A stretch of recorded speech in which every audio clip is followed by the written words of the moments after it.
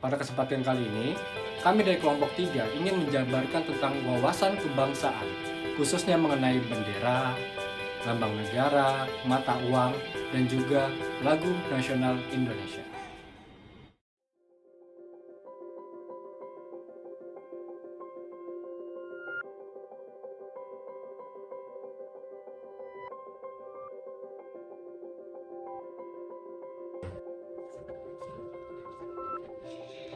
Terima kasih Iqbal.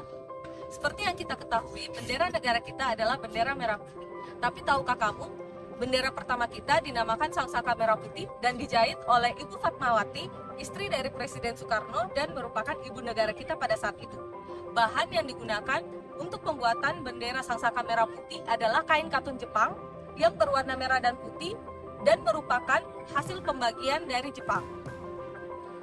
Sangsaka Merah Putih kemudian dikibarkan pada hari proklamasi, tepatnya pada tanggal 17 Agustus 1945, tepatnya setelah Our Founding Father Insinyur Soekarno selesai membacakan naskah proklamasi. Setelah itu, Sangsaka Merah Putih selalu dikibarkan hanya pada hari raya kemerdekaan saja, hingga pada tahun 1968, dikarenakan kondisinya yang sudah rapuh, sehingga dipersiapkanlah bendera duplikat yang terbuat dari sutra. Dan sejak saat itu, Sangsaka Merah Putih disimpan di Istana Merdeka.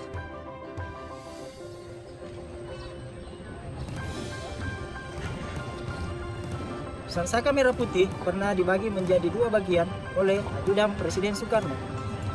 Hussein Mutahar dikarenakan adanya situasi yang mendesak, dan setelah keadaan aman, barulah Sangsaka Merah Putih disatukan kembali.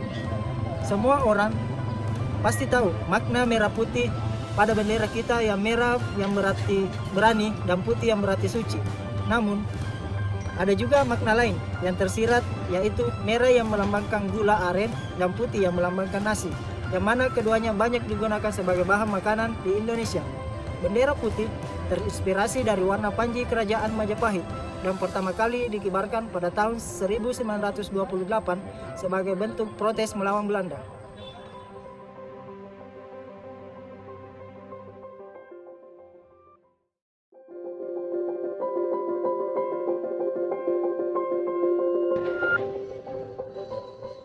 Kalian pasti tahu kan perancang Garuda Pancasila?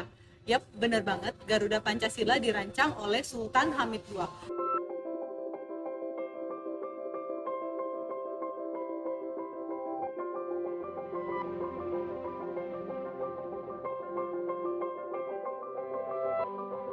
Menariknya, sebenarnya untuk pemilihan lambang negara ada satu desain lagi, yaitu milik Muhammad Yamin. Akan tetapi, desain milik Muhammad Yamin pada akhirnya ditolak karena mengandung banyak kebudayaan Jepang.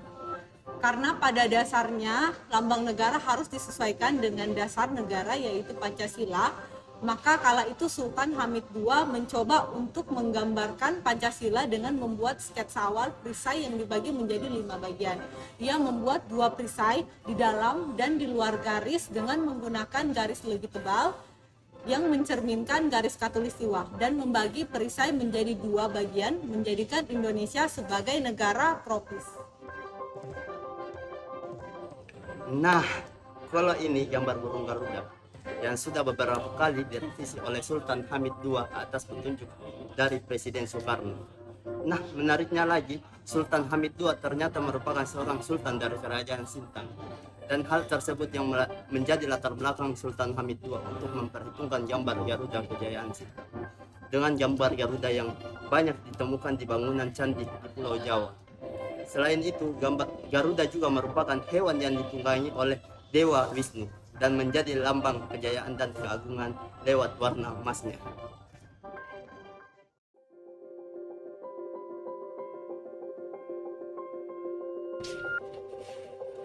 Mata uang. Berbicara tentang mata uang, pastinya semua orang tahu. Mata uang yang kita gunakan hingga saat ini yaitu rupiah. Tetapi, pada awal kemerdekaan, Republik Indonesia menggunakan mata uang ori atau yang disebut juga dengan uang Republik Indonesia.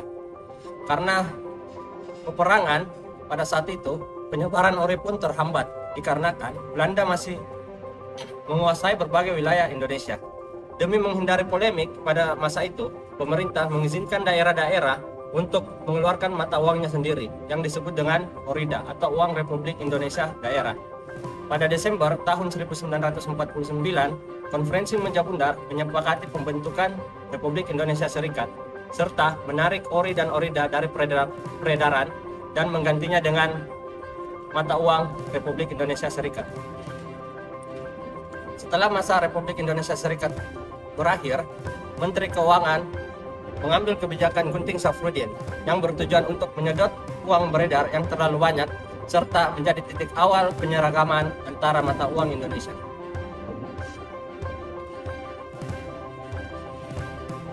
Nah, selanjutnya rupiah. Tahukah kalian dari mana asal kata rupiah?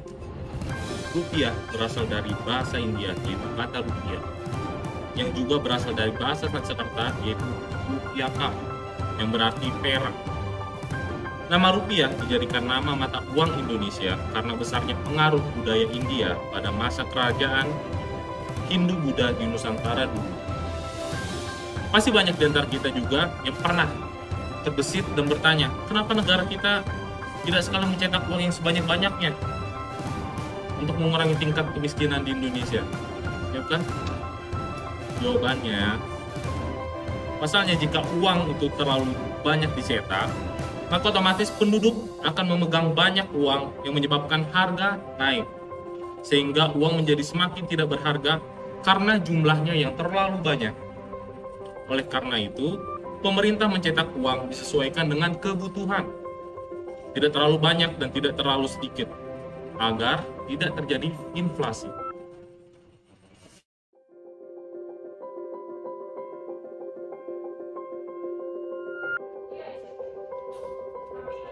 Lagu kebangsaan merupakan identitas suatu negara dan digunakan sebagai bentuk ekspresi dalam menunjukkan nasionalisme dan patriotisme.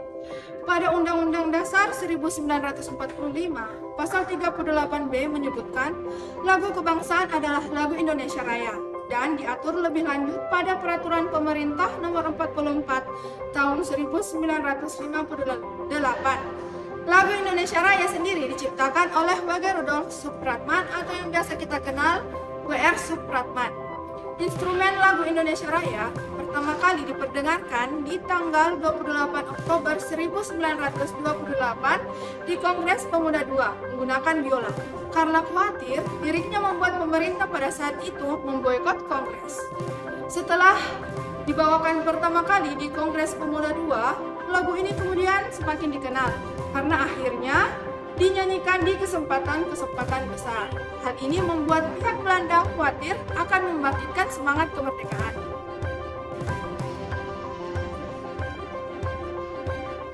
Setelah sempat hilang, lagu Indonesia Raya kembali bergema setelah Soekarno membacakan teks proklamasi kemerdekaan pada tanggal 17 Agustus tahun 1945. Sayangnya, W.R. Supratman meninggal pada saat tanggal 17 Agustus 1943. Beliau tidak sempat menyanyikan lagu yang menangkan kepada Republik Indonesia.